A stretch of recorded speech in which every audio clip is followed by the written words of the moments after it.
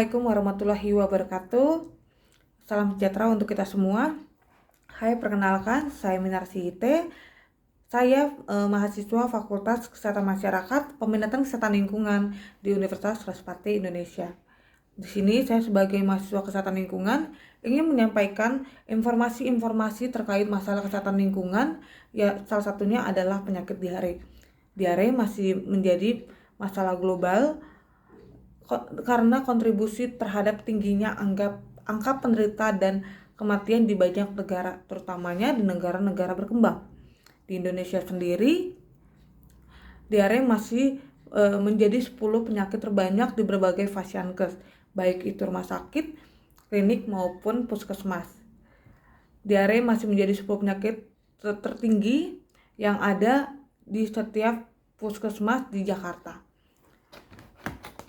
Menurut angka kematian UNICEF pada tahun 2016, kurang lebih 2.000 balita di seluruh dunia meninggal setiap harinya disebabkan penyakit diare.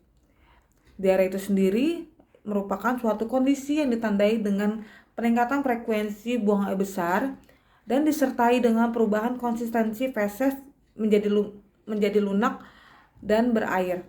Umumnya peningkatan frekuensi lebih dari 3 kali dalam sehari. Gejala diare dapat dilihat dari sering buang air besar lebih dari 3 kali, lalu konsistensi pada perubahan feses yang menjadi lebih lunak ataupun cair, lalu disertai muntah-muntah yang juga dapat menyebabkan tubuh kekurangan cairan dan dapat juga menyebabkan kematian pada seseorang. Lalu di Indonesia, hal ini termasuk kondisi kesehatan yang primer, mengingat angka kejadian buang air besar yang masih tinggi sehingga menyebabkan tingginya angka kematian pada anak balita. Umumnya, sanitasi yang baik ialah faktor utama dalam mendukung kesehatan manusia. Untuk mencapai kehidupan yang sehat, dapat dilakukan dengan menerapkan perilaku hidup bersih, baik itu di sekolah, tempat kerja, Fasiankes, ataupun di rumah tangga dan tempat-tempat lainnya. Untuk memperkuat upaya dalam mengimplementasikan pola hidup bersih dan sehat, perlunya di penyelenggaraan sanitasi total berbasis masyarakat atau biasa disebut dengan STBM. STBM ini merupakan program Kementerian Kesehatan dengan merubah perilaku masyarakat yang tadinya tidak baik menjadi lebih baik. Contohnya, masyarakat yang tidak memiliki septic tank dapat dikatakan masyarakat yang buang air besar sembarangan. Lalu merubah perilaku menjadi memiliki septic tank dan tidak buang air besar sembarangan. Lalu STBM ini memiliki 5 pilar, yaitu tidak buang air besar sembarangan, membersihkan tangan dengan sabun, mengolah minuman dan makanan secara aman, mengolah sampah secara aman, dan mengolah limbah cair rumah tangga secara aman. Langkah-langkah 5 pilar ini dapat mendukung angka kejadian penyakit diare. Lalu pencegahan diare itu bisa dapat dilakukan dengan pemberian ASI pada bayi berusia 0-6 bulan.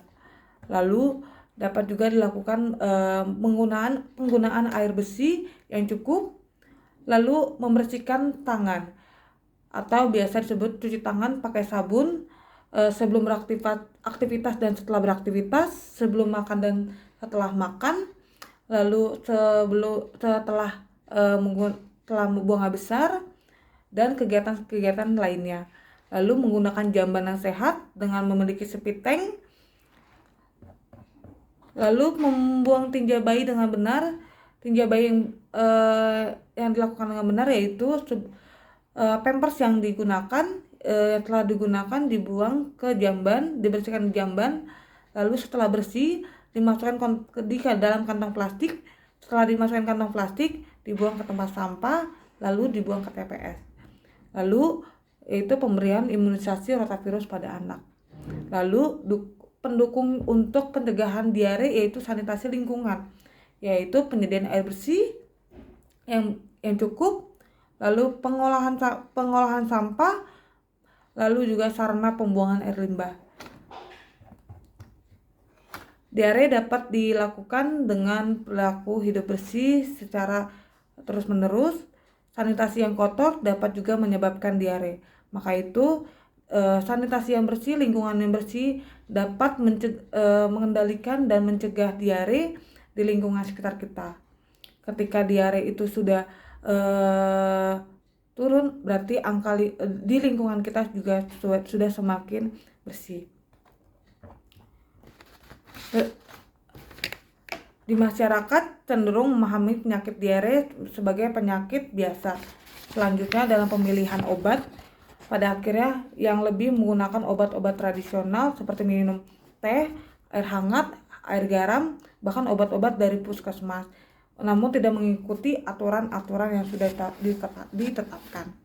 Ketika seseorang terkena diare, alangkah baiknya segera langsung ditangani oleh tenaga kesehatan guna mencegah tidak terjadinya dehidrasi ataupun kematian pada seseorang, terutama pada balita, agar ditangani secara langsung dan tepat dan tidak berkelanjutan.